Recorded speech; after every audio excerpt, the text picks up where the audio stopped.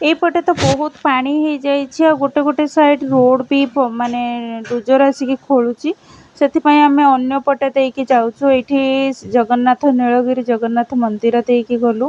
ଆଉ ଏଇଠି ଠାକୁରଙ୍କର ରଥ ଥିଲା ଆଉ ରଥକୁ ଦର୍ଶନ କଲେ ବହୁତ ଶୁଭ ହେଇଥାଏ ମୁଁ ଶୁଣିଥିଲି।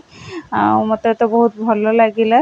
ଯାହା ବି ହଉ ଆମେ ଯାଇକି ପହଞ୍ଚିଲୁ ବାଲେଶ୍ୱରରେ। ଆଉ ଏତେ ପାଣି ଯେ ମାନେ ପାଣି ତ ଯେତେ ହେଇଛି ଯେ ପୁରା ମାନେ ଦେଖିଲା ବେଳକୁ ଡର ଲାଗୁଛି।